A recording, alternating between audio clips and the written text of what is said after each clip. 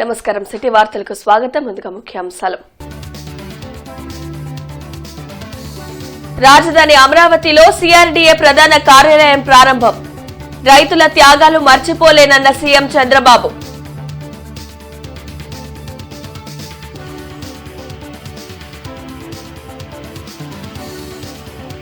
సంక్షేమ హాస్టల్స్ లో మౌలిక వసతులను పెంపొందిస్తున్నాం. హాస్టల్స్ అభివృద్ధికి దాతలు సహకరించాలి. ఎమ్మెల్యే గడ్డా మాధవి.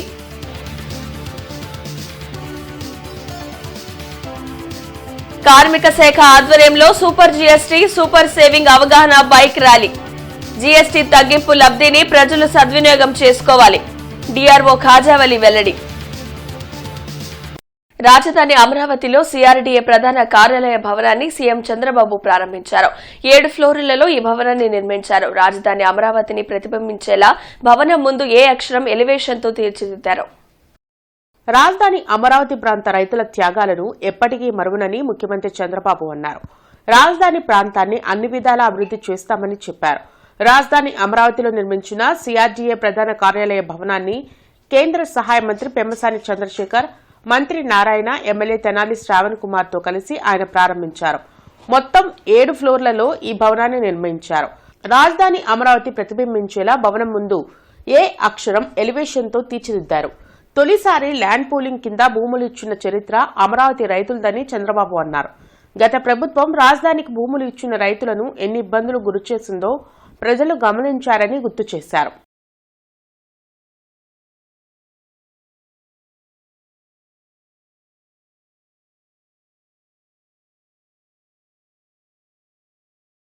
ఎవ్వరికీ అనుమానం అవసరం లేదు.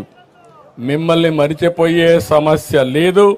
మిమ్మల్ని మరిచిపోతే మీరు చేసిన త్యాగాన్ని నేను మర్చిపోయినట్టు అవుతుందని చెప్పి మరొకసారి తెలియజేసుకుంటూ మీ త్యాగాన్ని గుర్తుపెట్టుకుంటా, మిమ్మల్ని గుర్తుపెట్టుకుంటా, దానికి ప్రతిఫలం అనునిత్యం ఆలోచించి ఏ విధంగా చేయాలో చేసుకుందామని చెప్పి తెలియజేసుకుంటూ మరొకసారి వండర్ఫుల్ ఒకేషన్, జీవితంలో మరుపు రాలేనటువంటి సంఘటన. ఫస్ట్ బిల్డింగ్ బిగినింగ్ మాత్రం ఇది అయిపోయిందని నేను అనడం లేదు. ఈరోజు ప్రారంభం చేశాం. మన యాత్రకు ప్రారంభం. కనీసం కూర్చోవడానికి ఒక ప్లేస్, ఆ ప్లేస్ ఇచ్చిన మిమ్మల్ందరినీ పేరు పేరున అభినందిస్తూ అందరికీ నమస్కారాలు. కార్మిక శాఖ ఆధ్వర్యంలో జరిగిన super GST, super savings bike ర్యాలీని డీఆర్ఓ ఖాజావలి జెండా ఊపి ప్రారంభించారు. కలెక్టరేట్ నుంచి ఆటోనగర్ వరకు నిర్వహించిన బైక్ ర్యాలీలో కార్మిక శాఖ joint commissioner Ashalatha, deputy commissioner Gayatri Devi పాల్గొన్నారు. ఈ సందర్భంగా డీఆర్ఓ ఖాజావలి మాట్లాడుతూ దేశవ్యాప్తంగా 8,000 రకాలపై జీఎస్టీ తగ్గిందని తెలిపారు. దీనిపై ప్రజలకు అవగాహన కలిగించేందుకు రాష్ట్ర ప్రభుత్వం సూచనల మేరకు అక్టోబర్ 19వ తేదీ వరకు వివిధ రూపాల్లో అవగాహన కార్యక్రమాలు జరుగుతాయని వెల్లడించారు. కార్మిక శాఖ ఆధ్వర్యంలో బైక్ ర్యాలీ నిర్వహించడం సంతోషంగా ఉందన్నారు. తగ్గించిన జీఎస్టీపై ప్రజలకు అవగాహన కలిగించేందుకు ఆటోనగర్ వరకు బైక్ ర్యాలీ నిర్వహించామని జాయింట్ కమిషనర్ ఆశాలత తెలిపారు. మా డిపార్ట్మెంట్ తరపు నుంచి మేము కూడా ప్రతిరోజు ఏదో ఒక కార్యక్రమం, అంటే షాప్స్లో కావచ్చు, మిగిలిన హోండా షోరూమ్స్లో కావచ్చు, వీటన్నిటిలో మనకి ఎంత తగ్గింది, దాని మీద వేరియేషన్ ఏమొచ్చింది అంటే డైరెక్ట్గా మేము వర్కర్స్ తోటి కాంటాక్ట్లో ఉంటాం కాబట్టి మా కింద స్థాయి వర్గ ప్రజలకు ఎంత లాభం వస్తుంది అన్న దాని మీద మేము ప్రతిరోజు ఏదో కార్యక్రమం చేస్తున్నాం. ఆ కార్యక్రమంలో భాగంగా ఈరోజు మేము గిగ్ వర్కర్స్ తోటి, అంటే ప్లాట్ఫామ్ వర్కర్స్ తోటి ఇవాళ ఈ బైక్ ర్యాలీని చేయడం జరుగుతోంది. ఇది మన కలెక్టర్ ఆఫీస్ నుంచి ఆటోనగర్ వరకు కొనసాగుతుంది. అట్లాగే మధ్యలో మనం అవేర్నెస్ లాగా మన ప్రోగ్రామ్స్ చేస్తూ ఉన్నాము. ఈ కార్యక్రమాన్ని విజయవంతం చేయాల్సిందిగా ప్రజలందరినీ పేదలకు నాణ్యమైన విద్యను అందించే లక్ష్యంతో కూటమి ప్రభుత్వం పనిచేస్తుందని ఎమ్మెల్యే గల్లా మాధవి అన్నారు. పట్టాభిపురంలోని సాంఘిక సంక్షేమ బాలికల హాస్టల్లో నిర్వహించిన సేవా కార్యక్రమంలో ఎమ్మెల్యేతో పాటు టీడీపీ నేతలు ఈరంటి వరప్రసాద్, కనపర్తి శ్రీనివాస్ తదితరులు పాల్గొన్నారు. బాలికలకు దుప్పట్లను ఈ సందర్భంగా పంపిణీ చేశారు. సంక్షేమ హాస్టల్స్ అభివృద్ధికి ప్రభుత్వంతో పాటు దాతలు కూడా సహకరించాలని గల్లా మాధవి కోరారు. పిల్లలందరూ కూడా చాలా చక్కగా డిసిప్లైన్డ్గా ఉన్నారు. కొందరైతే మంచి మంచి కాలేజీల్లో వివిఐటి లాంటి యూనివర్సిటీల్లో వీళ్ళు సీట్ తెచ్చుకోవడం కూడా జరిగింది. చాలా చాలా బాగుందండి. అయితే ఇంకా కొన్ని మౌలిక వసతులు మనకి ఇవ్వాల్సిన క్రమంలో దాతలు ఈరోజు మన దగ్గర కనపర్తి శ్రీనివాసరావు గారు ఉన్నారు. దాదాపుగా 30,000 రూపాయలు ఖర్చు పెట్టి లైట్లు, ఫ్యాన్లు ఈ విద్యార్థినులకి ఇవ్వడం జరిగింది. ఇలాంటి దాతలు ఉన్నప్పుడు నిజంగా ఇలాంటి హాస్టల్స్ మంచిగా అభివృద్ధిలోకి చెందుతాయి అని చెప్పి ఆశ వ్యక్తం చేస్తూ ఉన్నాము. 2 హాస్టల్స్లో మాకు చేతనైనంత వరకు మేము పూర్తి స్థాయిలో చేస్తాము మేము అనలేము. ఏదైనా ప్రభుత్వం పూనుకుంటే వద్ది, అయినా కూడా మేము మా చేతనైనంత వరకు ఈ లైట్స్ అంటే లేకపోతే ఈ ఫ్యాన్లు అంటే ఇలాంటి పిల్లలు చదువుకోవడానికి, ఎందుకంటే ఈ హాస్టల్స్లో ఉంచే మట్టిలో మాణిక్యాల్లాగా బాగా చదువుకొని వాళ్ళు మంచి అభివృద్ధిలో పొంది కుటుంబాన్ని, ఈ రాష్ట్రానికి ఎంతో ఉపయోగపడాలన్నటువంటి ఉద్దేశంతోనే ఈ రాష్ట్రంలో మరి చంద్రబాబు నాయుడు గారు కానీ, పవన్ కళ్యాణ్ కానీ, లోకేష్ గారు వీళ్ళందరూ కలలు కన్నా ఇదేంటంటే మహిళలు ముందడుగు వేయాలి. మా మాధవి గారు కూడా ఇందాక అదే చెప్తా ఉన్నారు. ఆమె గతంలో కూడా ఏ శాసనసభ్యురాలు గారు గుంటూరులో ఈ విధంగా అన్ని హాస్టల్స్కి పర్యటించడం, అట్లానే ఫోన్ నెంబర్లు ఇవ్వటం ఇదంతా కూడా లేదు. మేమంతా కూడా అందుబాటులో ఉంటాం. దానికి తగ్గట్లు మీ వార్డెన్లు కూడా చాలా చక్కగా మీ సమస్యలను వాళ్ళ సమస్యలుగా భావించి వాళ్ళు పాపం మీ సమస్యలను తీర్చడానికి ఎంతోమందితో ఫోన్లు మాట్లాడి వాళ్ళంతా కూడా ఇచ్చేస్తా ఉన్నారు. కాబట్టి సుప్రీంకోర్టు సీజేఐపై జరిగిన దాడిని నిరసిస్తూ గుంటూరులో ర్యాలీ జరిగింది. ఎంఆర్పీఎస్ ఆధ్వర్యంలో నిర్వహించిన ఈ కార్యక్రమంలో ఎంఆర్పీఎస్ వ్యవస్థాపక అధ్యక్షులు మందా కృష్ణమాదికతో పాటు ఇతర నాయకులు పాల్గొన్నారు. విజ్ఞాన మందిరం నుంచి కలెక్టరేట్ వరకు ఈ ర్యాలీని నిర్వహించారు.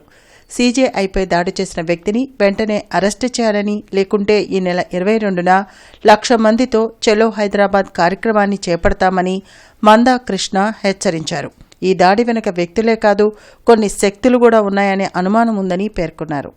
సీజే గవాయి గారి స్థానంలో, దళితుడైన గవాయి గారి స్థానంలో మరో సీజే ఉంటే వాళ్ళు ఇంతకుముందు ఎన్నో వాక్యాలు చేసినప్పటికీ మతపరమైన విషయాల మీద ఎన్నో మాటలు మాట్లాడినప్పటికీ వాళ్ళ పట్ల విమర్శ లేదు, వాళ్ళ పట్ల దాడి లేదు.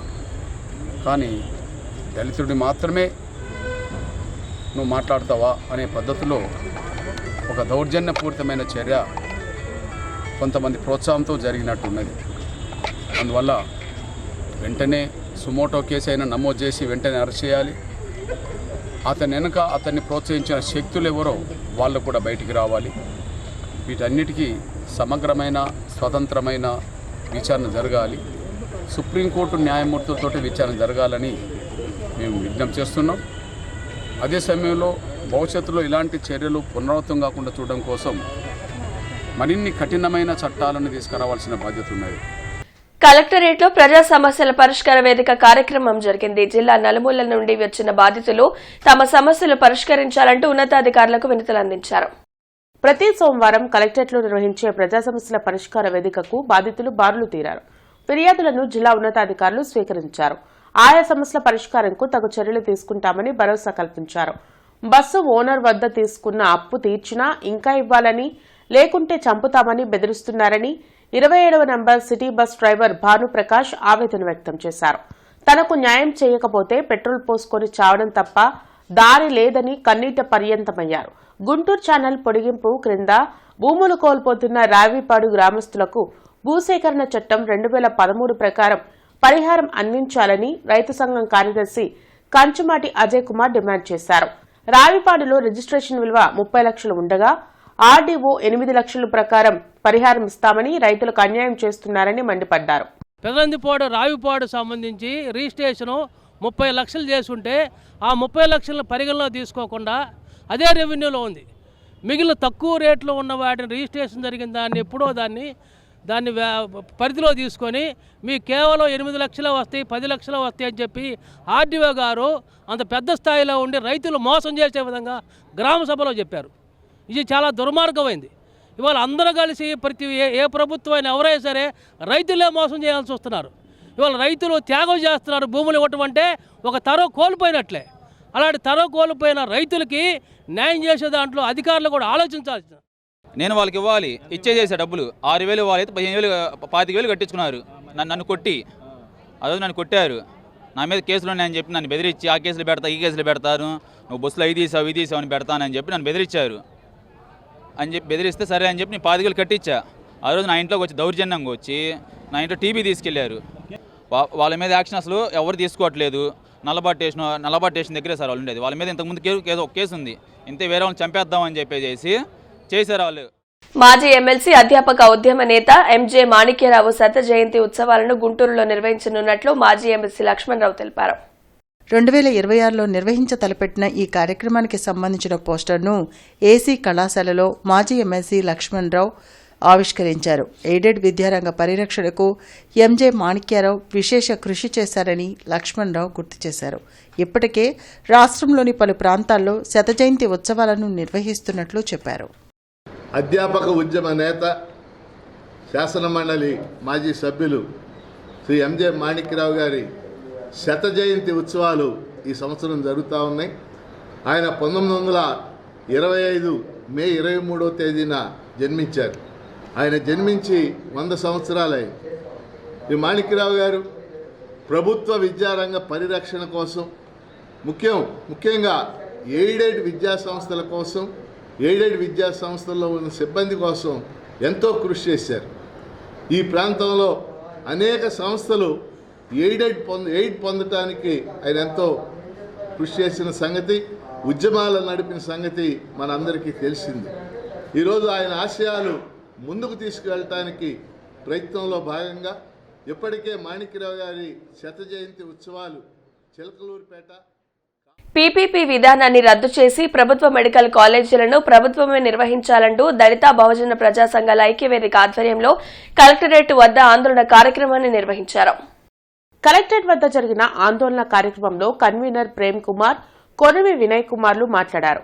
ప్రభుత్వ మెడికల్ కాలేజీల ప్రైవేటీకరణ చేయడం వలన ఎస్సీ, ఎస్టీ, బీసీ, మైనార్టీలకు వైద్య విద్య అందని ద్రాక్ష అవుతుందని ఆవేదన వ్యక్తం చేశారు. వెంటనే ప్రభుత్వం పీపీపీ విధానాన్ని రద్దు చేసి ప్రభుత్వ మెడికల్ కాలేజీను ప్రభుత్వమే నిర్వహించాలని డిమాండ్ చేశారు. లేకుంటే పెద్ద ఎత్తున ఉద్యమం చేస్తామని హెచ్చరించారు. ఈ కార్యక్రమంలో బత్తుల విల్సన్, నల్లపు నీలాంబరం, డాక్టర్ శార్వాక, భగత్ సింగ్, బండ్లమూడి స్టాలిన్ బాబు తదితరులు పాల్గొన్నారు. ఈ మెడికల్ కళాశాలలో ప్రైవేటీకరణిస్తే గనక ముఖ్యంగా నష్టపోయేది దళిత బహుజన పేద కులాల ప్రజలు. ఏ రకంగా ఆస్తిపాస్తులు లేని ప్రజలు ఈ రోజున ప్రైవేటీకరిస్తే వాళ్ళ ఉన్న కొంపగోడు కూడా అమ్ముకోవాల్సిన దుస్థితికి నెట్టబడతారు. ఈ ప్రైవేటీకరించడం అంటే ఏదైతే చంద్రబాబు నాయుడు కూటమి ప్రభుత్వం మరి అధికారంలోకి రాకముందు ఈ విధానాన్ని వ్యతిరేకిస్తూ మాట్లాడిన ఈ ప్రభుత్వాలే తిరిగి అధికారంలోకి వచ్చిన తర్వాత అవే విధానాలను అమలు జరపడం అంటే మొత్తం కూడా ప్రజల యొక్క ప్రయోజనాలను దెబ్బతీసే విధంగా వ్యవహరించడమే. రాజ్యాంగ స్ఫూర్తికి విరుద్ధంగా ఈ ప్రభుత్వ మెడికల్ కళాశాలలు మరి పనిచేయాలి. వాటికి భిన్నంగా ఈ ప్రభుత్వాలు కొనసాగించడం అంటే ఈ వైద్య రంగాన్ని, విద్యారంగాన్ని ప్రైవేటీకరణ చేయడం అంటే ఇది బహుశా దళిత పేద ప్రజల రిజర్వేషన్లకు గొడ్డలు పెట్టు మరో కుట్రగా దీన్ని మేము భావిస్తున్నాము. జాతిపిత మహాత్మా గాంధీపై నటుడు శ్రీకాంత్ అయ్యంగార్ చేసిన అనుచిత వ్యాఖ్యలను నిరసిస్తూ ఎన్ఎస్యూఐ గుంటూరులో ఆందోళన చేపట్టింది. నాజబ్సర్ థియేటర్లో ప్రదర్శితమవుతున్న అరీ మూవీ పోస్టర్లను చించి దగ్ధం చేశారు. సినీ పరిశ్రమకు చెందిన కొంతమంది జాతిపిత మహాత్మా గాంధీ, నెహ్రూలపై అనుచిత వ్యాఖ్యలు చేస్తున్నా పోలీసులు వారిపై ఎందుకు చర్యలు తీసుకోవడం లేదని ఎన్ఎస్యూఐ జిల్లా అధ్యక్షులు కరీం ప్రశ్నించారు. తాము పిఎస్లలో ఫిర్యాదు చేసినా వారిపై చర్యలు తీసుకోకుంటే ఆందోళన తీవ్రతరం చేస్తామని హెచ్చరించారు.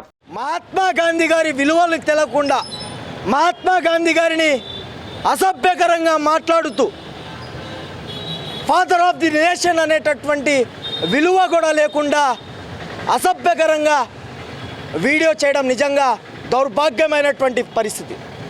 అరే శ్రీకాంత్ అయ్యంగార్ వెధవా, సన్నాసి, నీకు దమ్ము ధైర్యం ఉంటే నువ్వు రోడ్డు మీదకి రా. ఈరోజు పోలీస్ అధికారులు కూడా తెలియజేస్తూ ఉన్నాను. మీరు చూస్తే ప్రభుత్వ కార్యాలయాల్లో, మీ పోలీస్ స్టేషన్లలో మహాత్మా గాంధీ గారి ఫోటో పెట్టుకొని ఆయన ఇచ్చినటువంటి స్ఫూర్తి అని మీరు ముందుకు వెళ్తూ ఉంటారు. కానీ జాతిపిత మహాత్మా గాంధీ గారిని అసభ్యకరంగా మాట్లాడినప్పుడు మేము కేసు పెట్టినప్పటికి కూడా insurance corporation employees union Machilipatnam division 57వ మహాసభ గుంటూరులో జరగనుంది. ఎన్జీఓ కళ్యాణ మండపంలో అక్టోబర్ 18వ తేదీన ఈ మహాసభ నిర్వహించనున్నట్లు యూనియన్ డివిజనల్ సంయుక్త కార్యదర్శి వివికే సురేష్ తెలిపారు. అరండల్పేటలోని ఎల్ఐసి కార్యాలయంలో మహాసభకు సంబంధించిన పోస్టర్లను ఆవిష్కరించారు.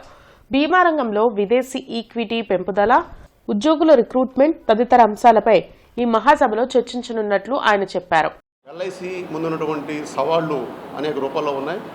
కేంద్ర ప్రభుత్వం బీమా రంగంలో విదేశీ ఈక్విటీని ప్రస్తుతం ఉన్నటువంటి 74% నుంచి 100% పెంచాలని కేంద్ర కేబినెట్ నిర్ణయించింది.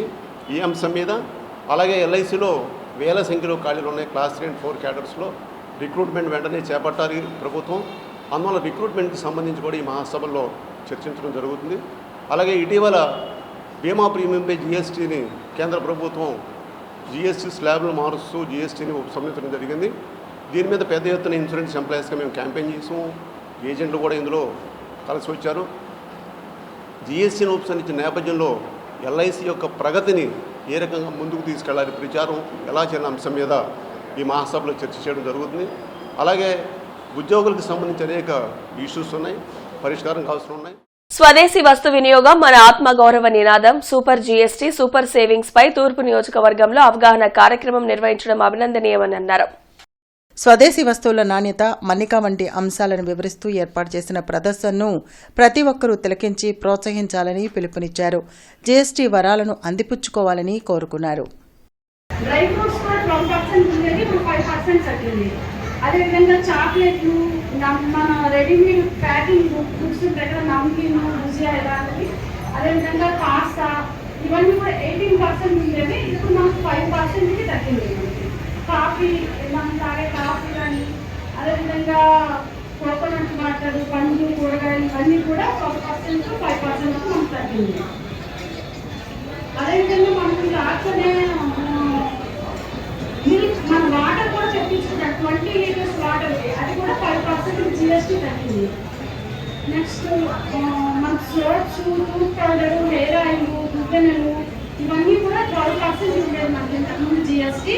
ఇప్పుడు ఆల్మోస్ట్ 5%కి ఇప్పుడు తక్కువగా తగ్గింది మనకి. మాలా మాదిగల మధ్య గొడవలు పెట్టి లబ్ధి పొందాలని చూస్తే ఎవరినైనా ఉపేక్షించేది లేదని ఆంధ్రప్రదేశ్ మాదిగ రిజర్వేషన్ పోరాట సమితి రాష్ట్ర అధ్యక్షులు పేరుపోగు వెంకటేశ్వరరావు హెచ్చరించారు. గుంటూరులో వెంకటేశ్వరరావు మీడియాతో మాట్లాడారు. తురకపాలెంలో ఎమ్మెల్యే బోళ్ల రామాంజనేయులపై మాల మహానాడు నేత గోళ్ల అరుణ్ కుమార్ అనుచిత వ్యాఖ్యలు చేయడానికి ఖండిస్తున్నట్లు తెలిపారు. మృతి చెందిన వారి కుటుంబానికి అండగా నిలవాలని ఎమ్మెల్యే రామాంజనేయులు కృషి చేస్తుంటే ఇలా ప్రవర్తించడం కరెక్ట్ కాదన్నారు. యూజ్లెస్ బిల్ అని అంటావా? ఎవరైనా ఒక ఐఏఎస్ అధికారి ఆయన పట్ల అనుచిత వ్యాఖ్యలు చేయడాన్ని మేము తీవ్రంగా ఖండిస్తున్నాం. రామాంజనేయులు గారికి బహిరంగంగా నువ్వు క్షమాపణ చెప్పాలి. లేదంటే ఆంధ్రప్రదేశ్లో మాలమాదిక సంఘాలు కూడా కలిసి నీలాంటి మరి అంటే దుర్మార్గమైనటువంటి ఒక సామాజిక స్పృహ లేనటువంటి వాళ్ళు సంఘాలు పెట్టుకొని సమాజాన్ని నాశనం చేస్తున్న నీలాంటి చీడ పురుగుల్ని ఇవాళ అంతపాతాలను తొక్కేయటం చాలా చిన్న విషయం. కాబట్టి తక్షణమే రామాంజనేయులు గారికి బహిరంగ క్షమాపణ గోళ్ల అరుణ్ నువ్వు చెప్పకపోతే రాష్ట్ర వ్యాప్తంగా ఆందోళనకు దిగుతాం. అదే రకంగా నగరంలోని 25వ డివిజన్ వీఐపీ రోడ్డు నందు నూతనంగా నిర్మిస్తున్న కల్వర్టు నిర్మాణ పనులను మేయర్ కోవెలమూడి రవీంద్ర తనిఖీ చేశారు. మేయర్ కోవెలమూడి రవీంద్ర వీఐపీ రోడ్లో నూతనంగా నిర్మిస్తున్న కల్వర్ట్ పనులను తనిఖీ చేశారు. ఈ సందర్భంగా ఆయన మాట్లాడుతూ నగరంలో నిర్వహిస్తున్న అభివృద్ది పనులను త్వరితగతిన నాణ్యతా ప్రమాణాలతో నిర్మించాలని, అభివృద్ది పనులు జరిగే సమయంలో ప్రజలకు ఇబ్బందులు లేకుండా ముందస్తు జాగ్రత్తలు తీసుకోవాలని అధికారులను ఆదేశించారు. ముఖ్యంగా డ్రైన్లు నిర్మించే సమయంలో ఎటువంటి వంకర్లు లేకుండా మురుగునీరు పారుదల సవ్యంగా ఉండేలా చర్యలు తీసుకోవాలని ఆదేశించారు. ఈ వార్తలతో సమాప్తం. నమస్కారం.